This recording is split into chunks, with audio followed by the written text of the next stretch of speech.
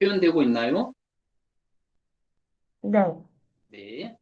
우리 교재 92페이지 밑에서 네 번째 줄에 보면 우리의 표현을 분명하게 하는데 쓸 수 있는 자료들에 대해서 살펴보도록 하겠습니다. 어떻게 하면 우리가 표현하는 것, 우리의 주정을 분명하게 또 명확하게 상대편에게 전할 수 있을까요? 첫 번째 92페이지 밑에서 네 번째 줄 5.3.1 사전에 나오는 정의를 이용하는 방법입니다. 사전은 모국어 사용자들이 단어를 통상적으로 일반적으로 사용하기 위해서 사용을 하고 있습니다. 93페이지 밑에서 다섯 번째 줄에 보면 전문가의 정의나 설명을 활용하는 방법입니다. 전문 서적이나 특수한 용법에 대한 설명을 보려면 가령 통계학이나 경제 전문 용어 등은 해당 분야의 전문 서적을 찾아보아야 하는 경우가 있습니다. 다른 방법으로는 해당 분야의 전문가이고 신뢰할 만하다고 할 사람에게 물어보는 것도 한 가지 방법입니다. 단장, 네. 네, 부모님이나 또 친구들을 설득할 때에 좋은 방법이 이렇게 전문가들 또는 어, 이런 그 분야에 잘 알고 있는 익숙한 사람들의 의견을 함께 첨가하면 보다 설득력 있고 또 호소력이 있는 주장을 할 수 있다라고 합니다. 지난 시간에 우리가 백석대학교 도서관 이용하는 것을 하였는데, 여러분이 보고서를 쓰거나 또 여러분의 어떤 의견을 얘기할 때에 여러분의 말만 옮기는 것보다는 이 분야의 전문가인 어느 대학교 교수님의 내용을 따르면 또는 이 분야의 전문가인 누구누구의 의견에 따르면이라고 하여서 여러분의 주장을 옮기게 되어지면 불필요한 오해나 또 더 많은 설득력으로 상대편에게 여러분의 의사를 전달할 수 있는 것을 볼 수 있습니다. 우리 반장은 부모님이나 우리 친구들한테 이야기할 때에 주로 내 생각이나 내 경험을 중심으로 이야기하는 편인지 아니면 어떤 뉴스라든지 뉴스는 우리가 실명할 만한 소재이잖아요, 그죠? 또는 어떤 전문적인 서적 또는 어떤 전문가의 의견을 인용하면서 이야기를 하는 편인지요. 둘 다 활용하는 것 같습니다. 때로는 내 생각이나 내 경험을 이야기하기도 하고 필요에 따라서는 또 이렇게 전문가의 인용문이라든지 전문가가 쓴 책이라든지 또 뉴스 같은 그런 학술적인 그런 내용들을 인용하여서 이야기함으로 상대편으로 또 내 주장을 받아들이게끔 또 인정하게끔 하는 그런 화술을 또 주장을 자주 한다는 거죠. 네.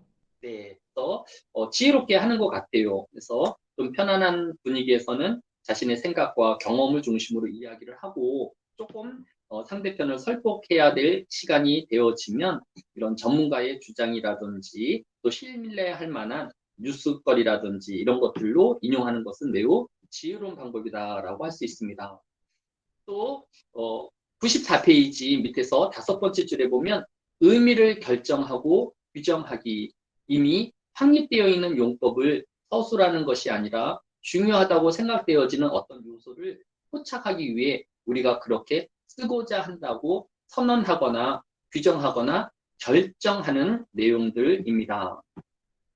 따라서 우리가 모호한 의미나 또 사회적으로 일반적으로 널리 알려져 있는 단어이지만 둘 사이에 특별한 이런 약속되어진 또 규정되어진 이런 행동이나 말을 갖고 있는 것이 매우 중요하다라고 할 수 있습니다.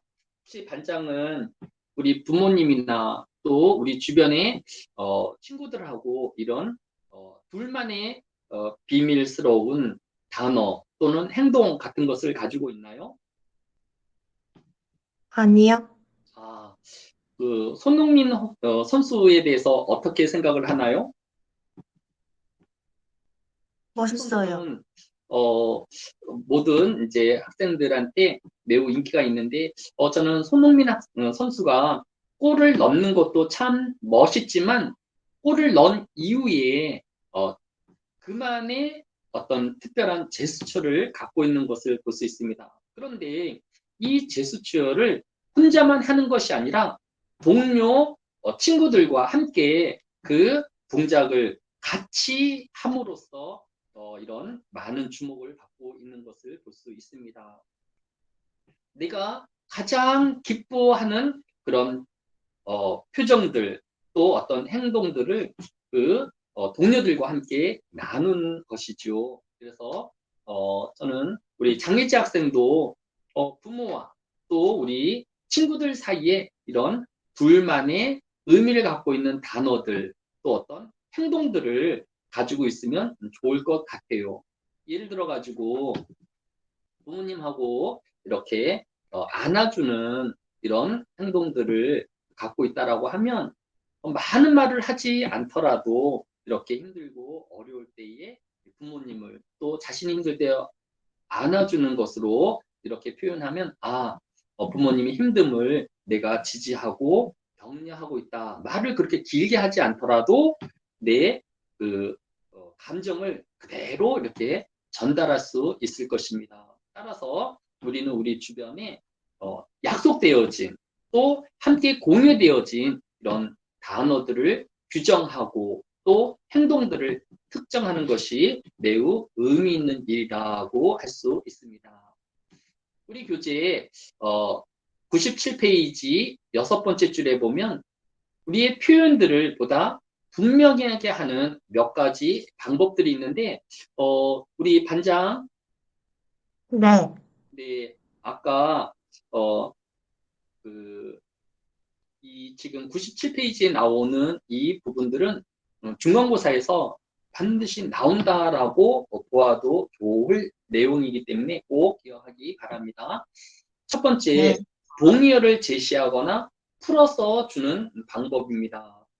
어떤 설명을 하는데 이 설명에 반복해서 이 동의어를 제시하거나 풀어서 설명을 하게 되면 훨씬 더 상대편이 이 단어의 뜻을, 의미의 뜻을 분명하게 받아들이는 것을 볼 수 있습니다. 동의어는 같은 의미를 갖는 표현이라는 뜻인데 같은 의미를 갖지만 상대편이 이해할 만한 다른 표현을 제시하는 것입니다. 이럴 것을 때로 풀어쓰기라고 합니다. 우리 반장은 이런 경험이 혹시 있나요? 잘 모르겠어요. 네.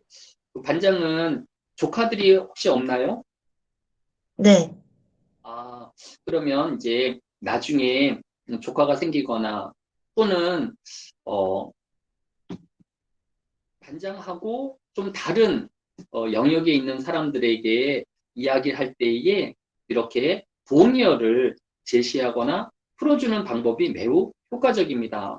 예를 들어서 지금 반장하고 저하고는 이렇게 자연스럽게 이야기를 하지만 이 내용들을 만약에 조카들한테 전달하고자 한다라고 하면 조카들에게 이 말하는 투 그대로 단어 그대로 조카들에게 이야기하면 조카들이 이해할 수 있을까요? 아니요. 어려워하겠죠. 그러면 어떻게 해야 될까요?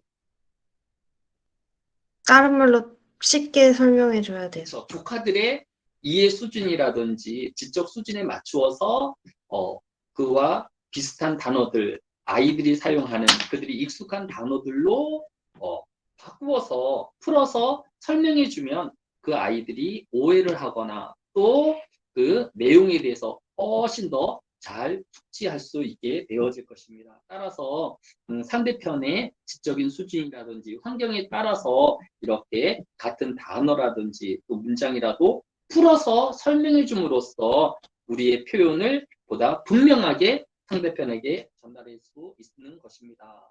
자, 우리가 먼저 우리의 내용을 전달하기 이전에 그 사람이 어떤 이해 수준을 갖고 있는지, 또 어느 수준의 표현들로 또 그에게 설명하는지를 우리가 먼저 염두해 주는 것은 매우 의미 있는 일이라고 할 수 있을 것입니다. 이 방법 어떨 것 같아요? 좋아요. 네, 이렇게 연령이 다르거나 또 문화가 다른 외국 사람들 같은 경우에는 우리가 일반적으로 이야기하는 것도 오해할 수 있잖아요. 그죠? 그렇기 때문에 그 사람의 문화에 비추어서 비슷한 그런 문화들을 설명해주면 훨씬 더 그들이 잘 이해할 수 있을 거예요. 그다음에 두 번째로 필요 조건을 제시하는 방법입니다. 때로 우리는 꼭 같지는 않지만 대략 같은 의미를 갖는 다른 표현을 제시해서 단어의 의미를 설명하는 것이 필요합니다. 우리가 단어가 달라지면 사실 의미는 변형이 되어지기 마련이에요. 그런데 그 단어를 이해하지 못하는 상황에서 아무리 반복해봤자 상대편을 이해하기 힘들 것입니다. 하기 때문에 그 단어에 조금 못 미치지만 조금 범위를 좁혀서라도 그 단어를 상대편이 이해할 수 있는 필요 충분 조건을 갖는 그런 단어들로 설명해 주는 것이 훨씬 중요하다라고 이야기할 수 있습니다. 또 세 번째는 99페이지 밑에서 일곱 번째 줄에 있는 것처럼 명확한 예를 제시하는 방법입니다. 우리가 일반적으로 또 어떤 행동을 하는 것이나 또 어떤 그 문제를 낼 때에 예제를 줌으로써 상대편이 그 문제를 파악하거나 또 문제를 해결하는데 도움을 주는 방법을 우리가 많이 사용하는 것을 볼 수 있습니다. 따라서 여러분이 예시를 들어주는 것은 매우 효과적인 방법이라고 할 수 있습니다. 우리 반장 어떻게 3번 어떨 것 같아요? 좋아요. 네, 예를 들어주거나 어떤 모범적인 그런 사례들을 이야기해 주는 것은 상대편이 이해하기 또 그 주장을 받아들이기에 훨씬 수월하게 되어질 것입니다. 또 네 번째는 대조를 하는 방법이에요. 어떤 주장이나 용어의 의미를 따져볼 때에 그 내용에 대조가 되어지는 것이 무엇인지, 반대가 되어지는 것이 무엇인지를 이렇게 대조하여서 설명을 하게 되어지면 보다 분명하게 상대편이 그 전달하고자 하는 내용들을 숙지할 수 있을 것입니다. 그래서 대조하는 방법 상당히 좋은 방법이라고 이야기할 수 있습니다. 다섯 번째로 101페이지 밑에서 세 번째 줄에 변천사, 역사를 기술하는 방법입니다. 어떤 내용을 주장할 때에 현재의 시점뿐만 아니라 우리가 내가 이렇게 이야기하게 되어진 이런 과정들을 쭉 설명해 주는 거예요. 그렇게 되어지면 훨씬 더 상대편이 그러한 의미를 또 주장들을 보다 명확하게 이해할 수 있는 것을 볼 수 있습니다. 따라서 이런 역사를, 과정을 또 이런 변천사를 설명하면서 주장하는 것은 매우 의미 있고 또 상대편에게도 유익한 것이다라고 이야기할 수 있습니다. 자, 반장, 지금까지 이제 우리의 주장을 상대편이 어떻게 하면 좀 더 설득력 있게 받아들일 수 있을까? 또 우리의 주장을 보다 명확하게 받아들일 수 있을까에 대한 다섯 가지 방법을 찾아봤는데 반장은 어느 것이 가장 좀 효과적일 거다라고 생각이 되어지나요? 첫 번째는 대조하는 거요. 동의어를 사용해서 조금 쉽게 수준에 맞춰서 설명해 주는 것이 1번이고요. 이번에는 꼭 그 단어는 아니지만 그와 비슷한 단어들로 설명을 하는 방법. 세 번째는 예를 들어주는 거예요. 이렇게 모범적인 사례를 들거나 예를 들어서 상대편에게 설명하는 방법. 또 네 번째는 대조하는 것. 그것과 반대되는 것을 설명함으로써 그 내용을 보다 명확하게 전달하는 방법이 있고요. 다섯 번째는 이런 역사라든지 과정이라든지 이런 변천사를 설명함으로써 내가 무엇을 전달하려고 하는지를 전달하는 방법이 있는데 이 다섯 가지 중에서 반장은 이 방법 참 많이 사용해야 되고 또 의사 전달에 효과적일 것이다 라고 생각되어지는 것이 어느 걸까요? 천천히 한번 대조하는 말씀해 거예요. 주시고. 네? 대조하는 거. 아, 대조하는 거, 그쵸. 이렇게, 대조를 함으로써 사실, 우리가 어떤 것을 이렇게 구분하거나 할 때에 대조법을 쓰게 되어지면 보다 분명하게 우리가, 그 제품에 대해서 알 수 있는 것 같아요. 예를 들어서 차를 살 때에 많은 사람들이 디젤 차를 살 건가 아니면 휘발유 차를 살 건가에 대한 고민이 있을 수 있는데 이런 휘발유 차와 디젤 차의 장점과 단점자를 구분하게 되어지면 내가 휘발유 차를 사는 것이 좋을지 또는 디젤 차를 사는 것이 좋을지에 대한 보다 명확한 판단력이 또 내 욕구를 정확하게 이해할 수 있는 것을 볼 수 있습니다. 우리 반장은 이 대조하는 방법에 매우 매력을 느끼는 것 같아요. 여러분들이 이렇게 동의어를 사용하거나 또 풀어서 설명해 주는 방법 또는 필요 충분 조건을 제시하는 방법, 예를 드는 방법, 또 반장이 이야기한 대조를 사용하는 방법, 또 이런 변천사나 역사, 과정을 설명해 주는 이런 방법들, 이런 것들을 꼭 여러분이 현장에서도 또 여러분의 보고서에서도 꼭 담아주기를 바랍니다. 네, 여기까지가 오늘 수업할 내용이었고 이제 워크샵에 대해서 살펴보도록 하겠습니다. 오늘 이제 한 10분 정도 해야 할 워크샵은 무엇이냐 하면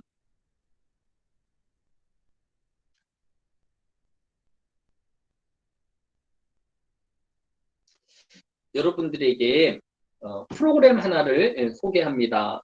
스텔라리움이라는 프로그램인데 이 프로그램은 여러분이 네이버라든지 아니면 그 구글의 검색창에 이 스텔라리움 한글로 스텔라리움이라고 치면 이 프로그램을 무료로 다운받아서 사용할 수 있습니다. 이 스텔라리움이라는 이 프로그램은 여러분의 현재 위치, 여러분이 지금 IP를 추적하여서 여러분의 위치에서 그날의 밤하늘을 바로 보여주는 프로그램입니다. 이 프로그램은 스마트폰에서도 다운받을 수 있는데 스마트폰에서는 아마 유료로 되어 있는 걸로 알고 있습니다. 하지만 일반 노트북이나 또 일반 컴퓨터에서는 무료로 다운받을 수 있습니다. 혹시 여러분 중에서 스마트폰으로 또 이 프로그램을 써야 되는 학생들은 이렇게 스텔라리움 말고 별 관측 또는 천체 관측이라는 검색을 사용하게 되어지면 무료로 사용할 수 있는 또 이 천체 관측 프로그램들이 많이 있습니다. 그래서 이런 웹들을 사용하여서 여러분이 천체 관측을 하는 것이 매우 유익할 것입니다. 단장, 네. 우리가 이제 별을 관측하려고 하는데 이 별이 무슨 별인지 또 언제 이 별이 나타나며 또 어떤 위치에 있는지 전혀 모르잖아요. 그죠? 네. 네, 그런 것들을 도와주는 프로그램인데 한번 같이 한번 볼까요?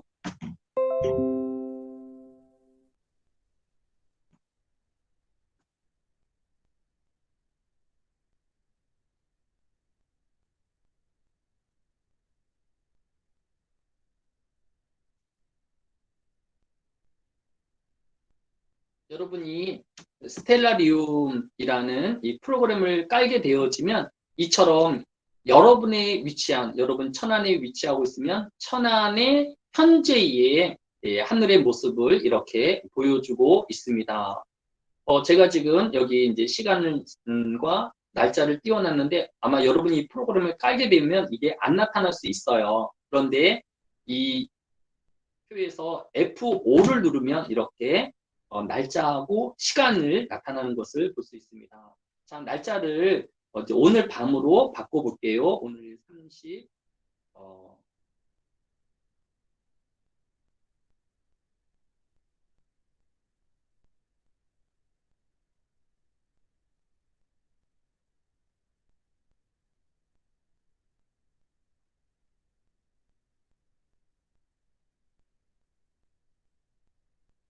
네, 오늘 이제 31일의 날짜이고, 이제 시간을 올려보도록 하겠습니다. 오늘, 한 6시 정도 되어지면 해가 떨어지는 것 같아요. 이제 해가 떨어진 상황에서, 보면 지금 요거를 남쪽을 기준으로 해서, 제가 놓도록 할게요. 자, 남쪽으로 이렇게 놓고 보면 이 남쪽 하늘에 가장 가까운 쪽에 우리가 아까 배웠던 별 중에서 가장 밝은 별인 시리우스 별이 이렇게 빛나고 있는 것을 볼 수 있습니다.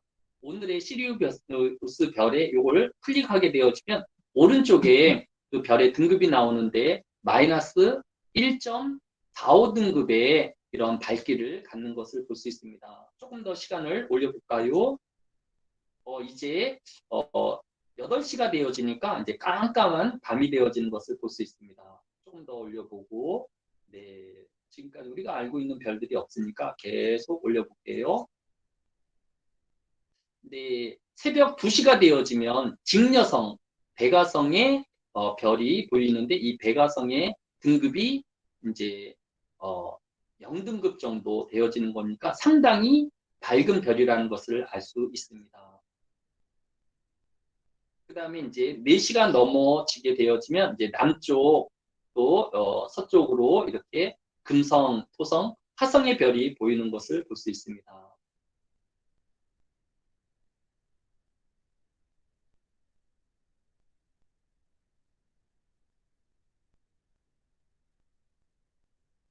5시 반이 되어지면 남쪽 하늘에서 이렇게 금성, 토성, 화성이 이렇게 한꺼번에 볼 수 있는 시간이 되어진 것을 볼 수 있습니다. 금성의 밝기를 클릭해 보면 금성은 절대 등급이 지금 등급이 마이너스 4.4 등급이니까 엄청 밝은 것을 볼 수 있습니다. 토성은 0등급이니까 0등급도 밝은 거죠. 또 화성도 1등급 조금 어둡긴 하지만 그래도 별 중에서 가장 밝은 등급에 속하는 별인 것을 볼 수 있습니다. 자, 이렇게 보면 여러분들이 이 하늘에서 제일 밝은 별, 금성이, 그 다음에 바로 옆에 있는 것이 토성, 그리고 바로 옆에 있는 것이 화성이다라는 것을 알 수 있을 것입니다. 그래서 이렇게 가장 밝은 별을 중심으로 하여서 그 별의 이름과 또 위치를 특정할 수 있을 것입니다. 반장, 네. 네, 반장은 아침에 몇 시 정도 일어나지요? 빠르면 8시, 늦으면 12시에 일어나는 거. 아, 그러면 5시에 뜨는 이 금성이나 토성, 화성은 관찰하기 참 어려울 것 같은데, 네. 네, 하루 조금 무리를 해서 좀 일찍 일어나서 이렇게, 아까도 얘기했듯이 지금이 아니면 2040년에나 볼 수 있는 장면이라고 해요. 이렇게 가까이서 금성, 토성, 화성을 이렇게 관찰하기가, 어, 어렵다고 하니, 어, 내일이나 또 모레 또 그 이후에 이것을 보면 좋을 것 같아요. 이게 보면 알겠지만 날짜가 지나가면 이렇게 흩어져 버려서 오히려 4월 18일 정도 되어지면 아까 우리가 볼 수 있는 행성이 몇 개라 그랬죠? 7개 중에서 수성은 태양하고 너무 가까워서 또 해왕성과 명왕성은 너무 멀리 있어서 어렵다고 했죠. 그러니까 우리가 볼 수 있는 행성은 이렇게 목성, 금성, 화성, 토성 이 네 가지인데 이 네 개를 한 번에 볼 수 있는 기회가 4월 18일 날은 이렇게 일직선상에서 모든 행성을 육안으로 볼 수 있는 행성을 한꺼번에 다 볼 수 있는 기회가 있기도 하네요.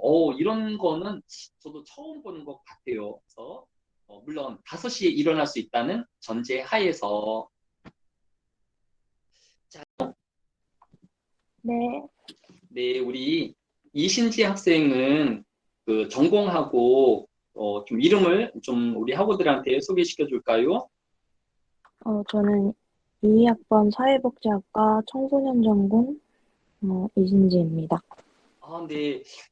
사회복지학과이기 때문에 뭐 이렇게 청문회에 대한 평소에 관심이 있거나 또는 이런 컴퓨터에 대해서 또 뛰어난 어떤 실력이 있는 것도 아닌 그냥 평범한 학생 같아요. 그죠?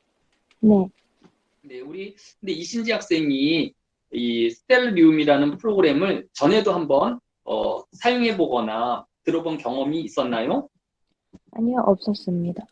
네. 그럼에도 불구하고 오늘 50명 중에서 가장 먼저 이 모든 문제 해결과 또 창의력을 발휘해 준 것을 볼 수 있습니다. 우리 이신지 학생이 지금 수업 시간이 한 3분 정도 남았으니까 간단하게 자신의 그, 좀 조사한 것들을 발표해 줄 수 있을까요? 네. 어, 먼저 어디에 전, 사는지부터. 네.